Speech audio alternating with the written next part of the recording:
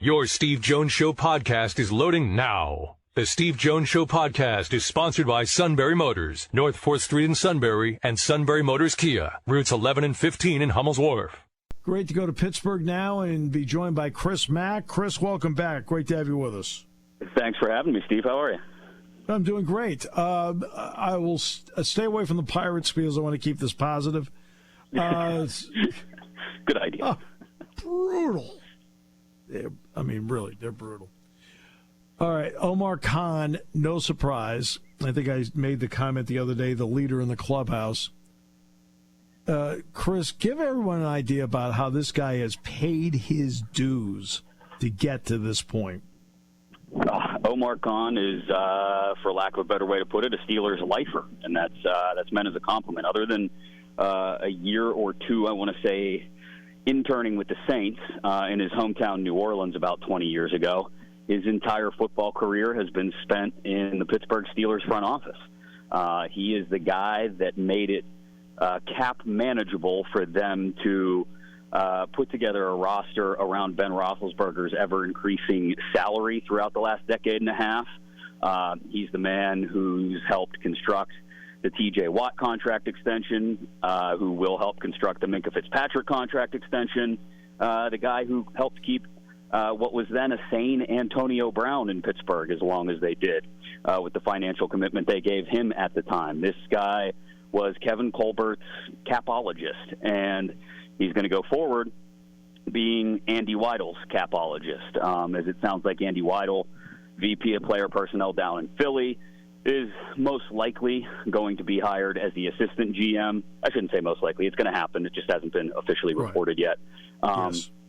So Andy's going to be the football guy, much like Kevin was the football guy. Andy, very similar to Kevin, a Pittsburgh guy who went off and, cut his teeth in another place. Kevin Colbert did it in Detroit, Andy in Baltimore and Philly, and is now coming home to work for the hometown Steelers, and he'll be the football guy while Omar helps run the financials. And then, the one part of this that shouldn't be lost on anybody is that, the ever-increasing role of Mike Tomlin, a guy who's going into his 16th year in the league, and when he first started was probably just an old X's and O's ball coach, but has increasingly become that CEO type who wants to know what the ingredients are going to be in his soup, and is definitely helping make some of those big decisions on personnel matters. Yeah, I give Andy Weidl a lot of credit. He actually thought Justin Jefferson was better than Jalen Reagor. So he did. He did. He got overruled. That's going to be a huge difference, I think, for Andy. And, I've talked to some people that are close to what that situation was like out in Philly. And, Howie Roseman, love him or hate him, doesn't sound like a peach to work for all the time. So this is going to be very different for Andy. I don't know. Andy gets a reputation as a guy who believes in the players that he has seen, to the point that, as you're talking, you give a great example, the Reagor-Jefferson debate that raged on in that war room on that draft day. And, Andy wanted his guy and was willing to go to bat for his guy. He very often is. And I don't know if it's going to be nearly as combative in the Steelers front office. Right. Not to say that they won't have disagreements, but, sure, it's a very collaborative atmosphere down on the South Side, and it has been for a long time. Kevin Colbert doesn't make any decisions in a vacuum without input, like I said, from Mike Tomlin, Omar Khan, Brandon Hunt, who, we can get to, will probably be on his way out of Pittsburgh now with the addition of Andy. But, yeah, it's going to be a very different working atmosphere for Andy, who, has a very good relationship with Omar already, from what I understand, going back to when Andy was working here in the scouting department years ago. Brandon Hunt, the impression I got, and you can tell me if I'm wrong about this, is they didn't think he was quite experienced enough yet for this position. Is that I don't know. I don't know if it's that, Steve, or if it's. I've been told by some people that Brandon doesn't necessarily interview well. I don't know how to interpret that other than, and this is just my interpretation, we've all been in a situation where we expect to get a job, or we know somebody who's been in a situation where, they had done enough time at a place and were familiar with everyone enough and had been, gaining increasingly growing responsibilities. And they thought, well, the next logical progression is I'm going to get that promotion that I've really always wanted. And then they go into the interview, and maybe they're not quite as prepared as some of the other people because they thought it was just going to be a sit with the boss and shoot the mess kind of session. And that's, again, I don't have any inside information. I don't know if that's why Brandon was sort of leapfrogged by Andy in this process or not.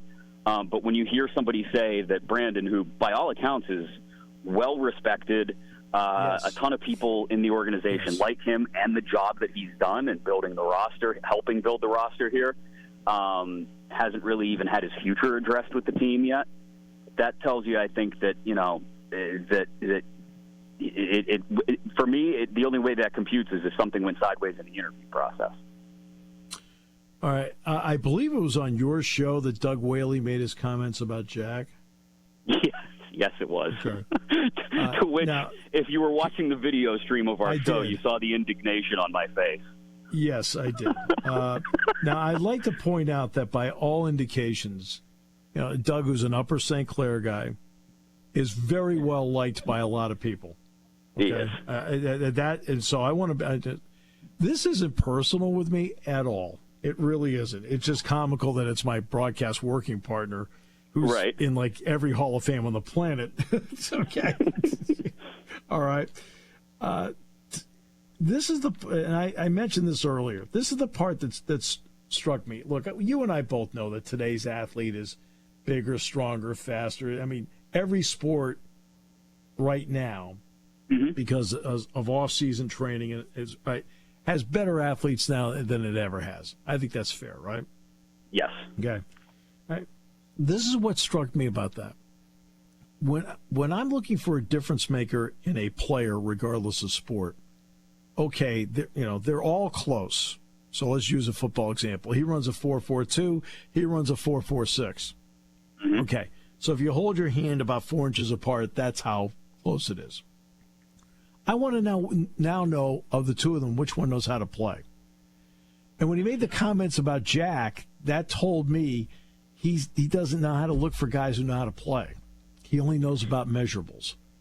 Yeah, it's interesting. I think Doug's comments were born more out of the idea that you wouldn't be able to take a player. We were comparing eras, to his defense, because we had just got done talking about, Mel Blount, I think, right before that, or right in that same conversation. I don't know how we got going down that path, but Doug's point was, I think, if I can speak for him a little bit, guys who played in the 70s wouldn't be able to play in this day and age, or at least guys of a certain size wouldn't be able to play the same position. And that's the way I took it. Like, I think Jack, just based on his size, his athleticism, and his football IQ that you just mentioned, and Jack actually mentioned this on our station late last week, would be a great, weak side linebacker, hybrid safety, like the guys that are uber popular in football today, an oversized, strong safety almost, right? Yeah, because Jack played at 228. Whaley had his weight wrong, so.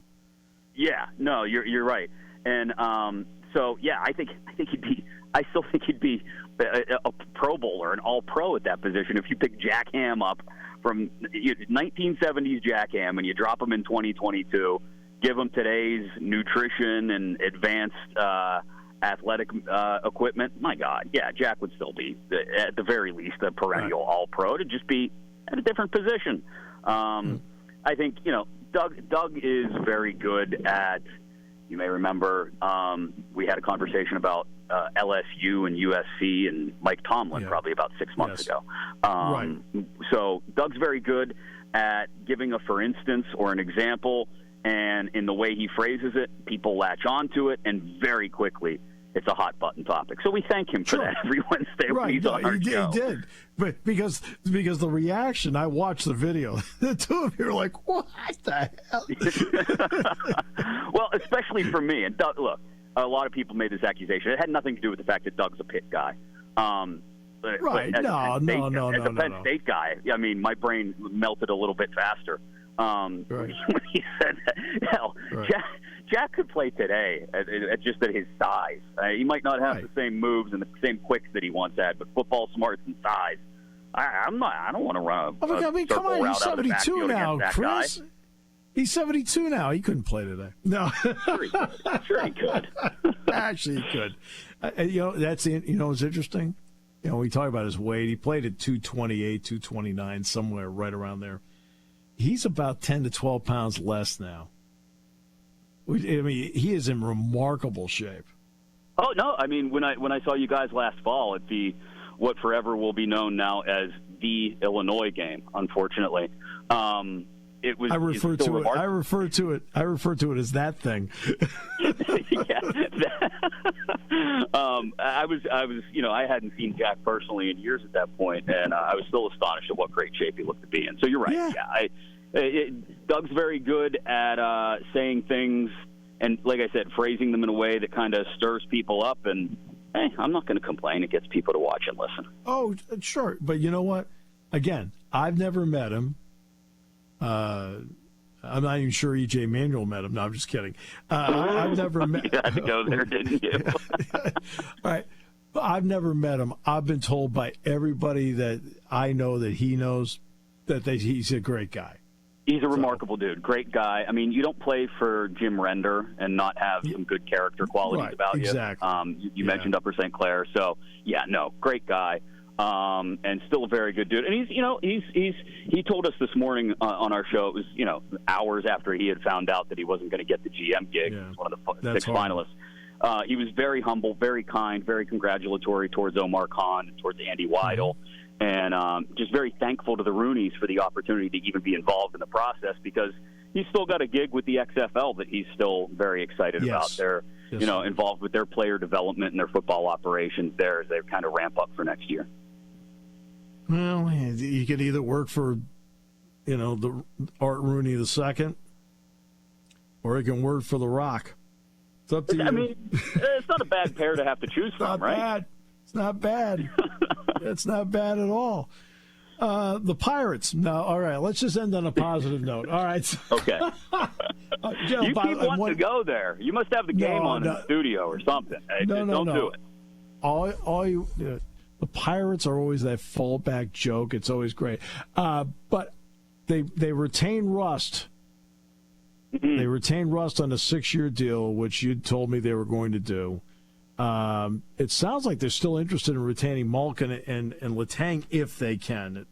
True? Yeah, they do. And, it's funny. A week ago, it looked like all the writing was on the wall that Ron Hextall might be getting pushed out the side door. I think there was a little bit of a mini power play by some people that thought Hextall might not have been very interested in keeping Malkin and Letang. I don't know for sure who those people were.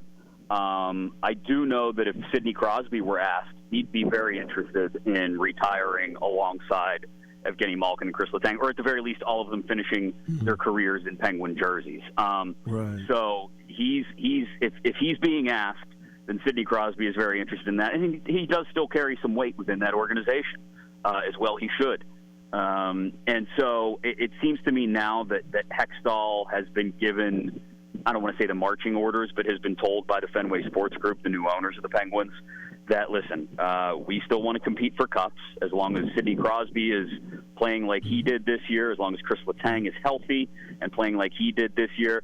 We're going to try and keep the band together as long as we can. Their first line's going to come back intact with Gensel, Crosby, and now Rust. They may have to skimp a bit on some of those depth pieces.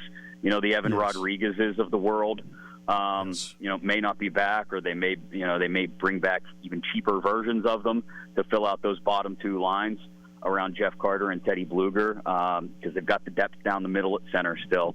The big question that I think a lot of people have is, if you're going to keep Letang and Malkin, and you're willing to acknowledge that limits what you can do with your depth forwards, or the acquisition of some other depth forwards, because secondary scoring was a problem for them all year. When the first line wasn't able to produce, no one was able to produce, really. Then how are you going to be able to address the other goaltending position? Tristan Jarry's going into the final year of his contract. You didn't get an opportunity to see if he had really, truly mentally recovered from the playoff loss to the Islanders in 21. So you need to have, I think, a really strong veteran complement, or maybe not even a veteran complement, but a really strong complement, a really strong 1B to Jarry's 1A. Naturally, when that topic comes up, the topic of Marc-Andre Fleury comes up because he's a free agent, and there are rumblings he might be willing to take a quote-unquote hometown discount because he loves Pittsburgh so much and his family loves the area. I don't know, even if he takes a huge hometown discount, if once they get Letang and Malkin back on the books, they'd be able to do that, because the give and take, the yin and the yang of any possible Malkin or Letang deals is going to be term versus average annual value. I can't imagine Ron Hextall nor anyone else in the organization is comfortable going longer than 3 or 4 years with those guys, which means you're probably going to have to pay them a higher salary. And if you do that with both of those guys, if you're going 3 years, $7 million apiece for Malkin, or $6.5 apiece, you're going 4 years and $9 million apiece for Letang. Well, you've just very quickly eaten up 2/3 of your remaining cap space going into next year. And going out and shopping for a strong 1B complement to your 1A goaltender kind of goes out the window. Absolutely. The only part about the Fenway group that concerns me is they mentioned Hextall, Devers, Bogarts, and Martinez. And I'm like, no, they can't skip. All right. It's a concern. Hey, you know what? If they can play on the penalty kill, maybe. They're all offensive guys. You and I both know it. All right. So, all right. My friend, thank you so much for your time. Appreciate it. No, thank you, Steve. Always enjoy joining you.